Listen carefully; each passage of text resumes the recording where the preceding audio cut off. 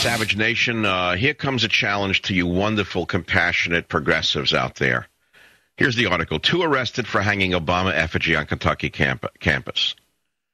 University of Kentucky student and another man were arrested today, accused of hanging a life-size likeness of Barack Obama from a tree on the campus. Now, here's the question. How come the gays who hung an effigy of McCain and Palin in West Hollywood didn't get hit with anything? Why is the Obama Gestapo permitted to have detectives investigate someone who hangs the effigy of an Obama effigy and arrest them now? I'd like to know how they can be arrested for this. Both were being held now, these are students, at a detention center on charges of disorderly conduct related to the hanging of the effigy. They were charged with burglary and theft at a fraternity house. Lieutenant Tina Strange, indeed, a deputy jailer at the detention center, said they were being held on $7,600 bond. Monroe said the 2 men told detectives they decided to hang the effigy after seeing media reports about a Sarah Palin effigy in California.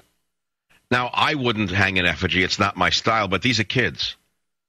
And they have every right to express themselves any way they want, particularly since the 2 gay characters in West Hollywood hung an effigy of Sarah Palin from his yard and thought it was just so sweet. The creep eventually took it down after people complained about it. But these students shouldn't be arrested. And I'm going to say right here on the Savage Nation that if you're listening to this show anywhere in the area of Kentucky or you're a family member of these students, I will help them with a legal defense. I will send them money.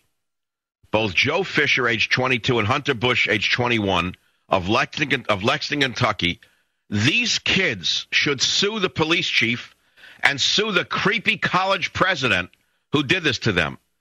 The president of the University of Kentucky, Lee Todd, should be arrested for doing this to the students.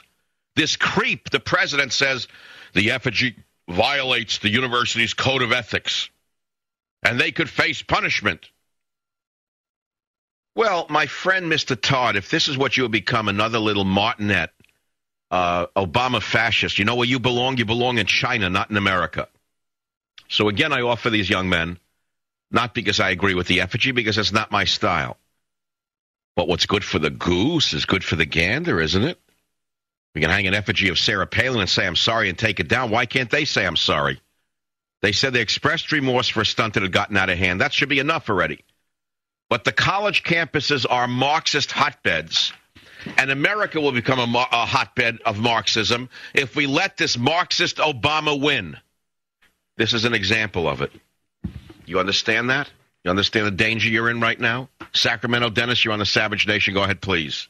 Yes, Michael. The main problem in America today is that about 30 to 40% of people living in this country do not like their own country. Obama is one of those, and the Obamatons will never be patriots. They hate everything about traditional Christian America and don't see anything wrong with feeling that way.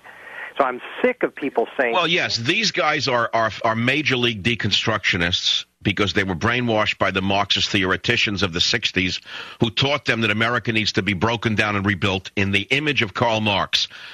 Make no mistake about it, Barack Hussein Obama is an ardent, lifetime Marxist. He may not even know it himself.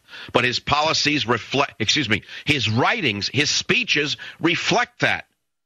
Well, I'm sick of people saying that you can't question my patriotism. Well, what patriotic deed have any of these people done? Their idea of patriotism is to tear down their own country, and conservatives say, oh, if we could just show them who Obama really is, they wouldn't vote for him. Well, Obama is a communist, but these people like that about him. That's the problem. Well, there is no problem to them. They're going to win, and they're going to reshape America in their image. This is going to be Bill Ayer's wild card dream. The 60s radicals are within smelling distance of shattering America for good. They know it. They finally have hit the quinilla. You understand that? Yeah, but what is the tipping point going to be for patriots? Is it going to be when they take away talk radio? Is it going to be when we... Hold it. Let's stop right there. They're not taking away conservative talk radio. They couldn't do it. It's illegal. It's impossible. It cannot happen here. Let me repeat again. It cannot happen here. It cannot be done. You cannot say we want a fairness doctrine, but we're going to apply it only to one spectrum of one of the media, of one of the mediums. We're going to only apply it to conservative talk radio. Now, how does that hold up in court? Can you explain that to me? I have no idea. Well, I do have an idea. It can't. So we sue them. I have a war chest. I can raise money. The conservative media itself will fight back, and we will bring lawsuits against those who try to do this to us. I will sue each and every one of them personally if they try to do it. We will find a way to unseat them and unmask them. But the most important thing to remember is not to be afraid of them. They're a bunch of skinny little twerps. They're cowards. Look them in the eye. Don't be afraid of them. Stop fearing these people. Take a look at the kids running around the streets with Obama signs. Look at these skinny little white boys with pimples on their faces, aping people in jail with pants falling down under their behinds. That's something for you to fear? That's something for you to fear? What's wrong with you people? What are you so afraid of? They're going to expose themselves for the little martinets that they are. We are still living in a nation of laws. We still have a moderately conservative or centrist Supreme Court. There is no way this holds up. There is no way that the radio industry itself can comply with this. Moreover, there will be a boomerang effect. What's good for the goose is good for the gander. You want a fairness doctrine? Be careful what you wish for, you little liberal martinet morons, because we'll make sure that ABC, CBS, and NBC have to run conservative commentary every time one of their little minions puts out another camouflage smokescreen of support for a socialist or leftist opinion or cause.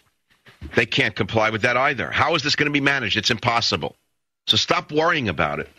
I'm not worried about it. There are other things to worry about other than, talk radio.